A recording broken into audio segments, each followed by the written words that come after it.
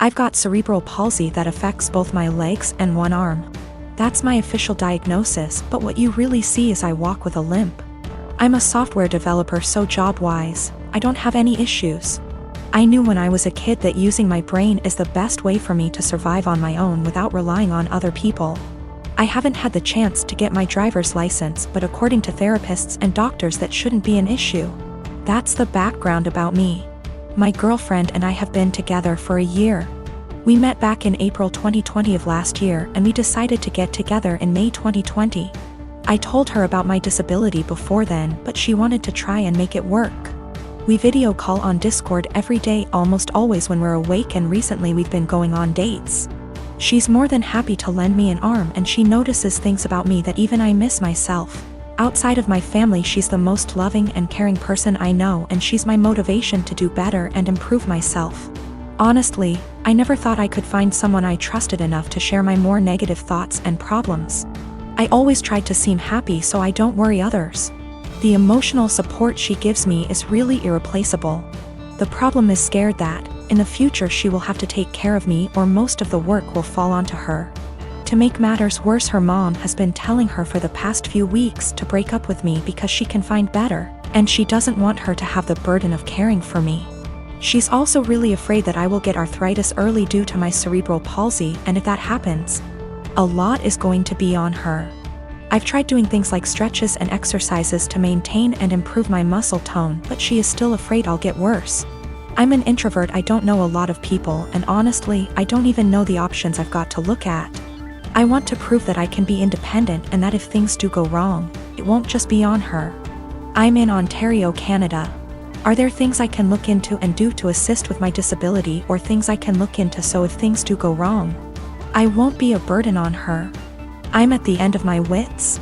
I've never really hated my disability, but I've always kept myself going by tempering my expectations and thinking, my disability is going to make it really hard to find someone, and she's the first person to make me feel like, yeah, it doesn't matter.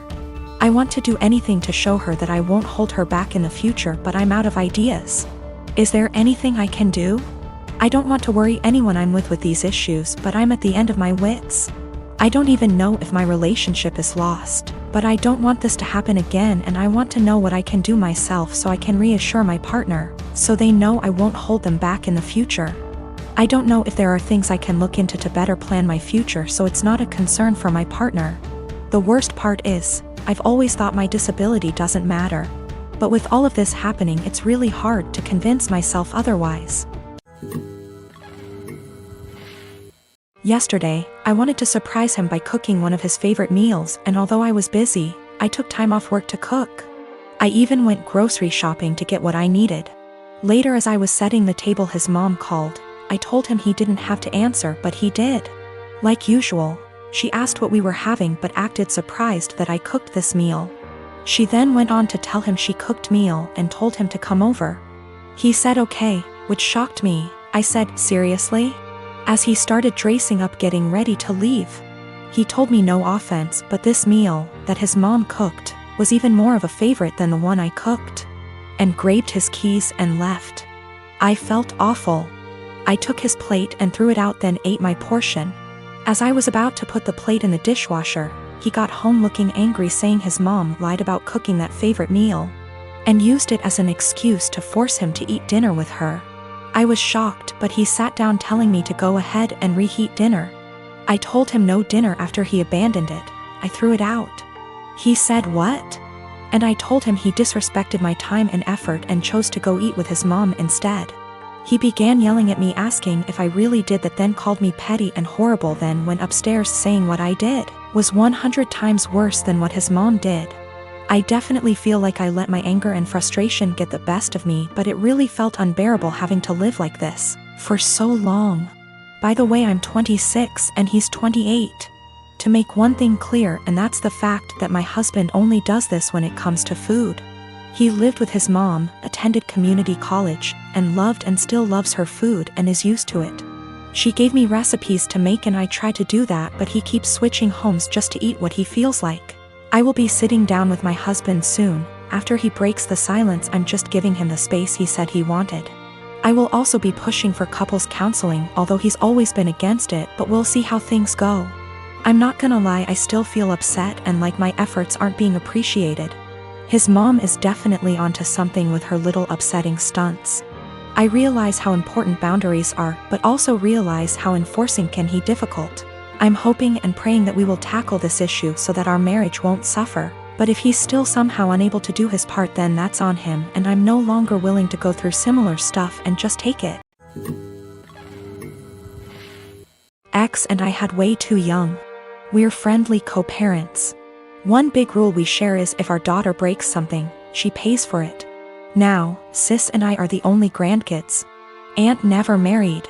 Instead, she worked with GMA and GPA at their Seams Tri-store, and took it over when they retired. Sis's girlfriend proposed last year. GPA offered to make FSIL a custom suit, which she was over the moon about. GMA had me ask Sis what her dream dress was and record the convo. Sis, thinking it was just between us, told me in great detail what her dream dress was, though said it was way too expensive. So she would get something much cheaper. Well, a few months later GMA surprised Sis with her dream wedding dress.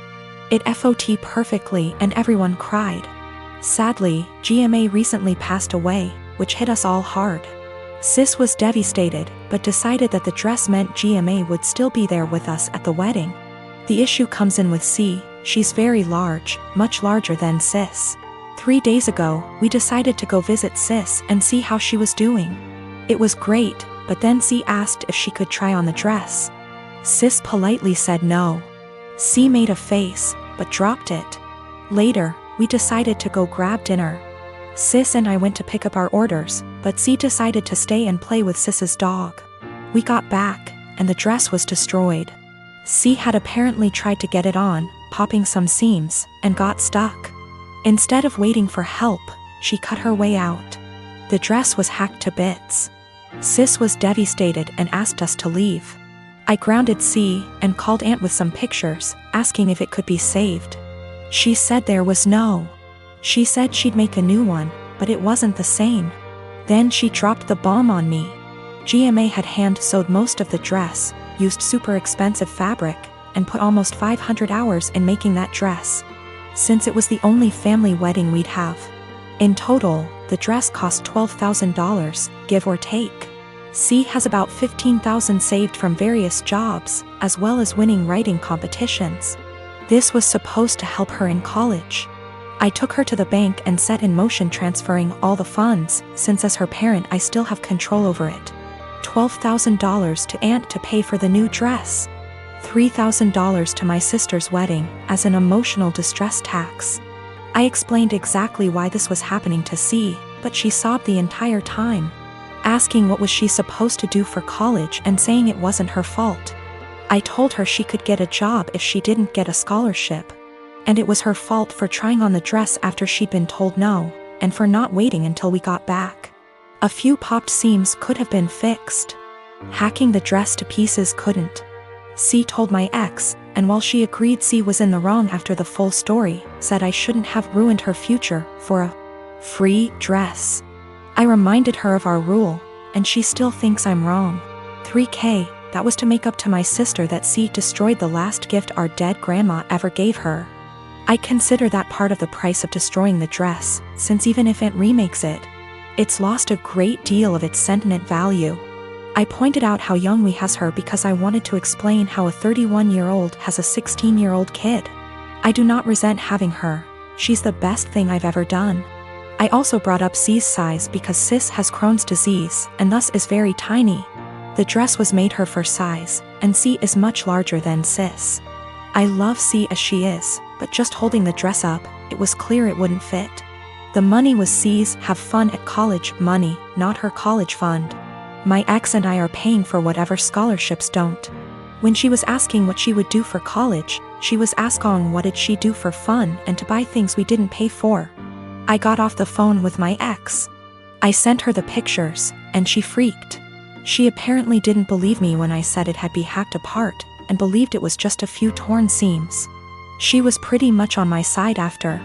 She told me that she spent the day badgering our daughter, asking her why she did what she did.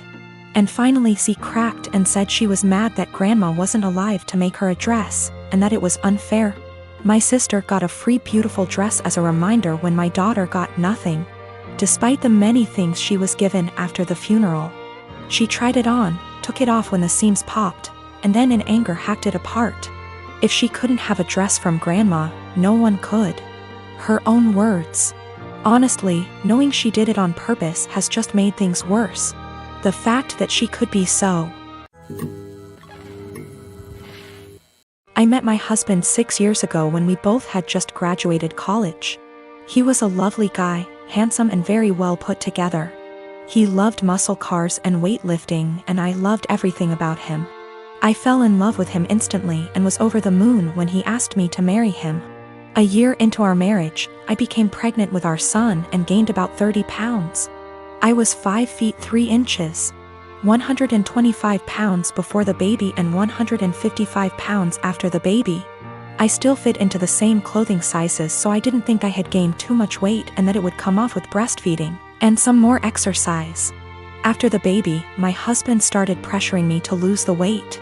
He said that his friends were making comments about how fat I had gotten and that he was not as attracted to me as he was before I had the baby. He gave me an ultimatum that I either would have to lose the 30 pounds in 6 months or he would leave me. I was very upset about the demand, but I didn't want to lose him, so I tried my hardest to lose the weight. Every day for months I would wake up and go to hot yoga for 90 minutes. After I got home from work, I would run or do some bodyweight exercises. I tried to keep my calorie count below 1200 so that I would lose 2 or more lbs per week. The weight slowly but surely started to come off and I was back down to 130 pounds by the end of the 6 months. My husband was happy and things looked like they would be okay. After I lost the weight, I noticed a shift in the attitude of my husband's friends. Most of them are perfectly nice guys, but a few of them are absolute pieces of shit, the same ones who called me fat. Once I returned to my old weight, these friends started to make comments about me and how sexy I was. I told my husband to make them stop and he said that he would speak with them, but the rude comments never stopped.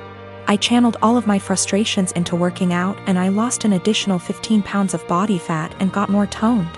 This past weekend, my husband's friends were over at the house and one of them grabbed me and tried to grope me. I told my husband, and even though he was angry at his friend, he was still angry at me. My husband said that I was leading his friends on by losing so much weight, and that I was trying to make myself skinny so that I could cheat on him. I was disgusted by this accusation and packed my bags and left for my mom's house. Last night, my husband called me and begged for me to come back home. He says that he knows that he was unfair and that he won't let his friend come over anymore. But I am so tired of dealing with this that I'm not sure I want him back. He's the one that told me to lose weight. But now he's blaming me for being too skinny and I'm afraid he's going to make me develop an eating disorder. But I also still love my husband and it hurts me to be apart from him.